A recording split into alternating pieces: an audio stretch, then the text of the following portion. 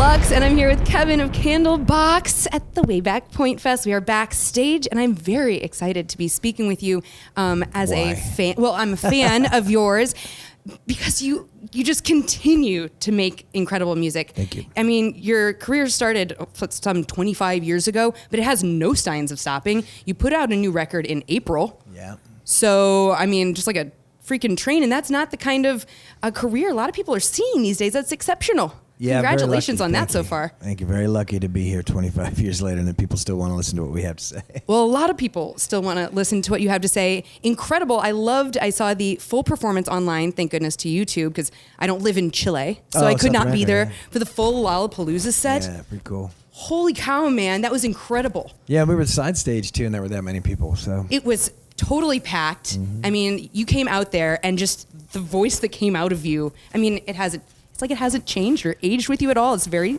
incredible. Yeah, it has. What's the preservation secrets to keep the voice and the musical, solidarity there? I don't know. I think I drink too much and I smoke too much. Perfect. Sounds rock and roll. But I think it is. I love this band so much. I love what we do, and the minute I step foot on stage, doesn't matter how tired I am during the day. That 5 minutes before we walk out, the nerves kick in and the energy's there. And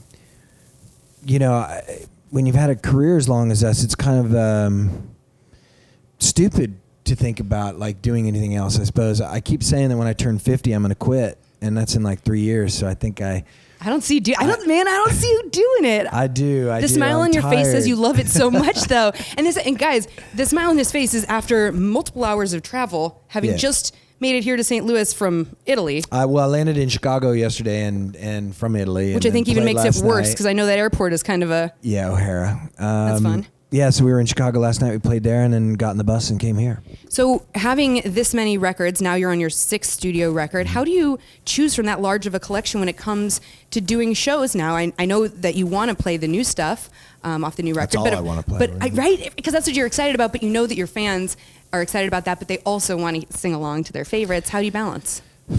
It's really tough. You play the obvious songs. You obviously play Cover Me, Change, Far Behind. Like tonight, it's a short set. So we stacked 3 new songs in with 5 old ones. When we play our own set, it's 2 hours long, so we can, throw in 4 new ones and a selection from Lucy or whatever. But it's really about what I enjoy as a singer, singing, and what we enjoy as a band playing. That really kind of dictates what we're putting in the set. There are songs that people would love to hear, from Lucy and Happy Pills and stuff that we just don't play because we don't really enjoy playing them. Mm-hmm. It doesn't come across live like it does on the record. We want you, as fans, I hope I can speak for all fans. We want our musicians to feel as authentic as themselves as possible on stage. I don't want you to have to be doing the very first stuff that you ever did when it doesn't feel like where you're at anymore. We want to see you where you're at. Yeah, and that's it's like last night. I'm like, we're going to play a new song and, Far Behind. Like, you're going to hear Far Behind. It's like, it's an obvious. And we've been known to, the first time, somebody yells it, we'll just play it and then be done with it. But at that point, you just might as well. Well, this is the 6th studio record, and I do want to talk about it. Disappearing in Airports is out now.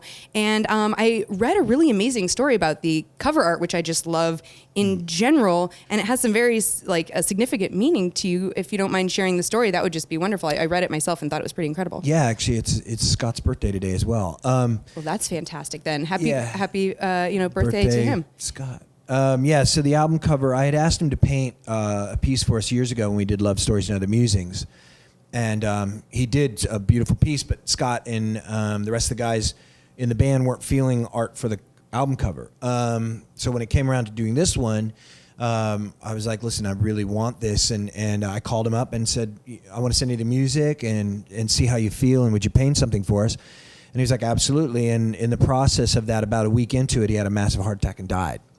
So his sister sent us the piece that's on the cover now, and asked us if it was something that we felt represented the record, and we said absolutely. And it happened to be called "Disappearing in Airports" by Scott Rivers Fisher.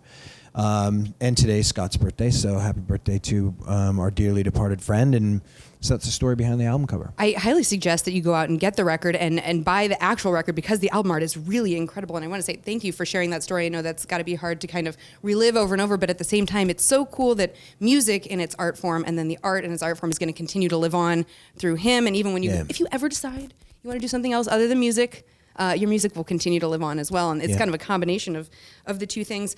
In watching your Lollapalooza set in Chile, I thought it was so exceptional, but I did want to ask, you've played Woodstock 94, which I don't know that I've gotten to talk to many artists who've had that kind of a career, who've gotten to play something like that. Is there anything that stood out playing festivals such as something like that, Woodstock 94, back in the day, where it was a looser situation, people could, bring their own booze into the festivals, and now here you are, Lollapalooza 2016, where it's very much more regulated. Yeah, what kind of differences for you as a musician, and what did you see as far as the audience? Well, Lollapalooza 94, Woodstock 94 was just mayhem. It was amazing. We were on tour with Metallica at the time, so that was mind-blowing for us. But it was very controlled as well. We weren't allowed to watch bands from the side of the stage, and all these kinds of things that we experienced back then, and we kind of still see nowadays. And we kind of expect to see, when we're watching other bands, we expect to see the other bands who are playing kind of on the side. That's kind of interesting that you say that back then, that they wouldn't let you. And I think that's such a dickish move when bands close the stage for other bands. I don't, you know who you are. Yeah, unless you have incredible pyro and you're trying to save my life, fine, like, so be it. But otherwise, nobody gets to watch us. Hey man, the other artists, it's like your coworkers for the day. Yeah. But then Lollapalooza Chile was.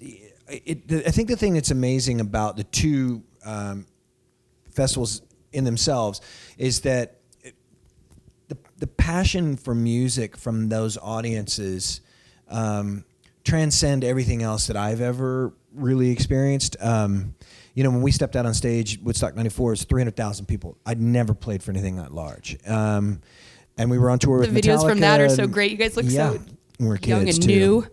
And my Madonna t-shirt. Yeah, very green musicians. And then the Chile thing, again, the South Americans haven't lost that passion for music that Americans kind of have. I think it's become very jaded here because everybody can get anything instantly from this. You mean this response? They're watching through the phone, or they're trying to look cool by the bar? And that doesn't happen in South America. There's still kind of that crazy passion. So I think that's really what it is for me that I love about this festivals is that energy transcends everything else, and even if there's somebody holding their cell phone up, there's somebody who's not. So yes, and speaking of cell phones and new technology, you guys are very active on the social media, and in fact, I love that if you're part of the E-Club for Candlebox on candleboxrocks.com, you can get sometimes you guys send free acoustic songs and special content. Yep.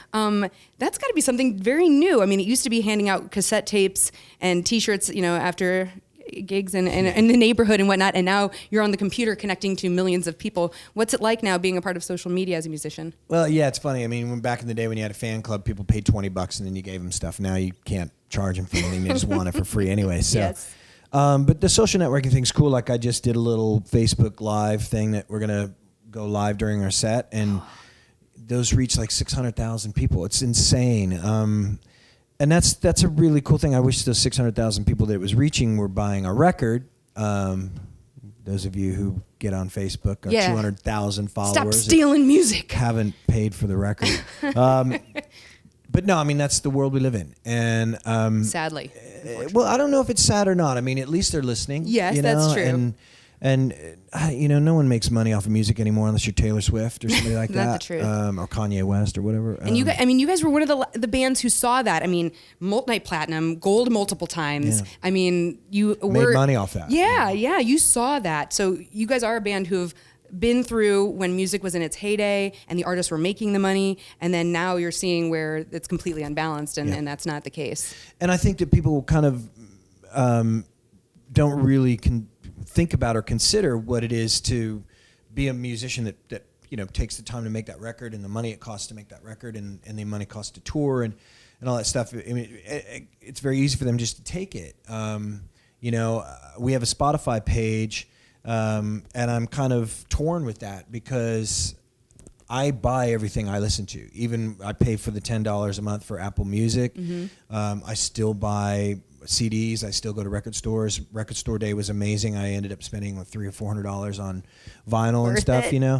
But I come from that old school, and I think that kids today, they're just so used to being given everything and not having to work for something. And I think that's a lot of why we see the problems with, you know, millennials and jobs right now. They don't understand what hard work is. But it's that instant gratification of just being able to get that single right now when you don't think that the artist has spent months and weeks, and it's just the artist and it's the roadies and it's the label team and it's the management team and it's all a lot of of that. money. It's the, it costs a lot of money. It's the touring and stuff. So hopefully, I mean, I assume that they will either see a decrease in awesome music because the awesome musicians won't be able to afford it, or people are going to start hawking up money, buying albums like they should. Disappearing in Airports is the first one you should go get. If you're listening to me right now, go get it now. Or download it on iTunes or something. Kevin, this has been absolutely awesome. I feel so blessed to get to speak at you. Candlebox is a fantastic band, and no signs of stopping. You just keep going forever, please. I might stop in 3 years. You heard it here first. I'll be very sad about it, but I guess I'll have to just take it. It's Lux, Kevin, Candlebox, backstage, WayBack Pointfest.